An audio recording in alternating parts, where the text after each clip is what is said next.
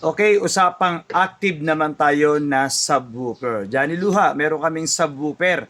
D15 or D18 or mas mamahalin kaming subwoofer. So bago natin sagutin yan, ang subwoofer po, para sa hindi mga nakakaalam, yan po yung malakas sa dibdib, kalabog, bass, bass, or low, no? Or yung, di ba, may nakikita kayo sa mga audio mixer ninyo, nakalagay doon low, tapos pag nilakasan nyo yung low, lumalakas yung bass niya. So yun po yung subwoofer or sub-speaker. Okay, kung active po yan, pag sinabing active ang subwoofer, hindi nyo po ito kailangan ng amplifier. Abay, bakit? Johnny Luha. Kasi po, meron po siyang built-in na amplifier. Okay? So, hindi nyo na po kailangan. Johnny Luha, gusto ko pang lumakas yan. Meron akong nabili na mas malakas na amplifier kumpara dun sa nakalagay dun sa subwoofer na yon. Pwede ba? Hindi po. Hindi rin pwede. Kasi magkaakma na yon. No? Kumbaga sa ano, magka-partner na talaga yon. At yun na po talaga yung kanyang, para sa kanya, yung speaker na yon at yung built-in na amplifier na yon. Okay? So, halimbawa, mas mamahalin yung subwoofer ninyo, dalawa, no? Kapag pinatunog ninyo, talagang grabe, kumakalabog. Ang tanong, Johnny Luha, may active nga kami na sub-speaker. Pwede ba namin gamitan ng crossover, no? Or equalizer, or maximizer? Unahin natin sa crossover. Kapag meron kayong active na speaker na yan, or yung sub-speaker na yan, hindi nyo na po kailangan ito. So, bakit? Kasi po, meron na po yang built-in na crossover. Ibig sabihin, meron na po siyang built-in na sumasala mismo ng frequency or ng signal papasok doon. So, hindi niya pinapapasok ang tweeter or mid-range or mid or high. Hindi niya pinapapasok. So, pinipilter niya yon kapag nakakonect na yan sa ating audio. So, talagang kailangan lang ninyo dyan ay controller. Ano ba yung controller na yan? Yan po yung tinatawag natin na audio mixer. So, yung iba nilalagay yan sa auxiliary or AUX, no? May mga tinuro po ako niyan. So, separate na lang uli natin para ma-update, para hindi kayo nalilito. Wag na muna tayong lumayo sa active subwoofer. So, equalizer, Johnny Luha, pwede bang lagyan?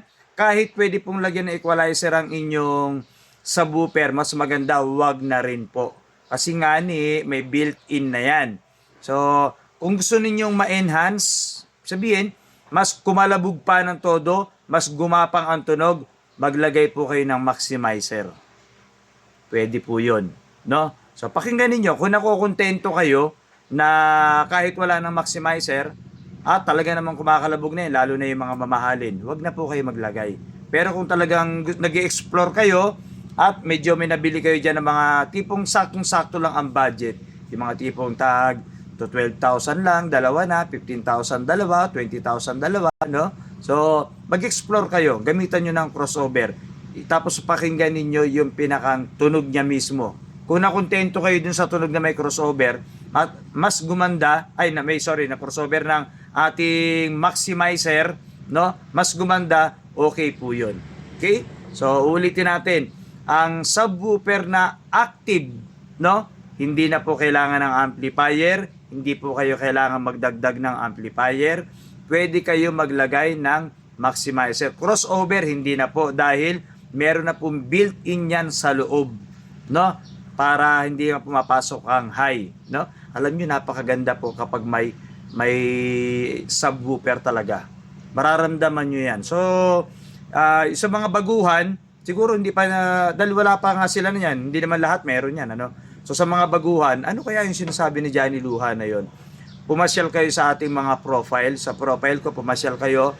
Tapos may mga sound check akong ginawa at tutorial para sa subwoofer, ano? Maririnig po ninyo yung tunog ng subwoofer. At may imagine ninyo kahit hindi actual, yung pala yun. Ang ganda pala ng bass, no? Kung napapansin ninyo sa mga competition, sa mga battle Iloilo, sa mga antike, mga sound check, mga ganon, sound system na napapanood ninyo, merong malalaking box na nasa ilalim lagi. Laging nasa ilalim, no? Tapos, Sa gitna nun, meron pang speaker. Sa ibabaw, meron speaker. Abay, Johnny Lua, bakit laging nasa ilalim ang subwoofer? Hindi pwedeng nasa taas, no? Pero kung gusto nyo sa taas, pwede naman sa inyo. Pero mas maganda nasa baba po talaga yan para gumagapang ang tunog. At saka, malakas po ang vibration ng subwoofer, lahat ng kalabog ng bass, no?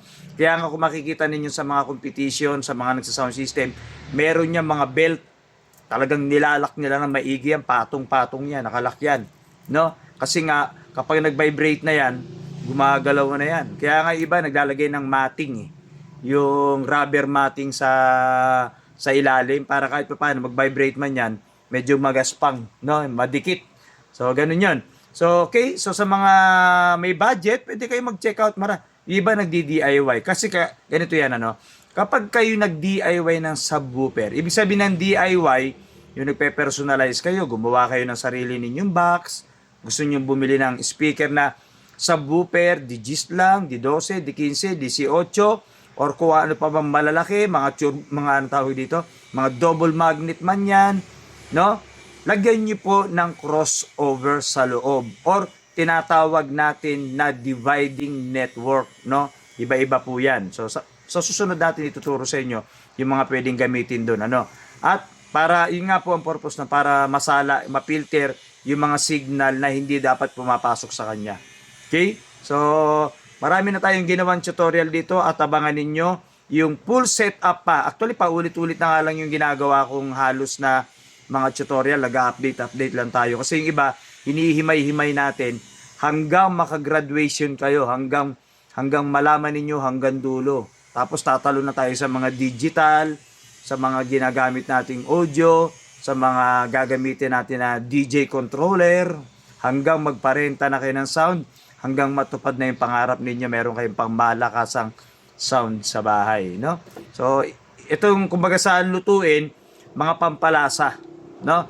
Sa sound system naman, sa mga sound natin, pampaganda at quality ng tunog, no? Nakita niyo naman minsan yung hawak ko na equalizer, no? Pag nagsama-sama yan, talaga naman panalong-panalo, no? So kahit pa sabing integrated ang pinagagamitan mo, okay lang yan. Basta tiyaga lang, tiis lang, no? Kung talagang pinapangarap niyo magkaroon ng talagang pangmalakasan, ayos na ayos yan. Hindi masamang mangarap, no? Pag nangarap kayo, masarap talaga mangarap, no? Pag nangarap, sulitin nyo ng mangarap. Malay nyo matupad, di ba? So, wala namang imposible. Basta nagsipag lang tayo. Okay, so sa mga tutorial, abangan po ninyo. Kung may katanungan kayo about sa mga connection, panoorin din po ninyo yung mga ginawa kong tutorial. At isa po dyan, malamang, kailangan mo. Okay, sa profile natin or sa profile natin sa iba't ibang social media, mapapanood po ninyo yung ating mga tutorial dyan. Johnny Luha po ito.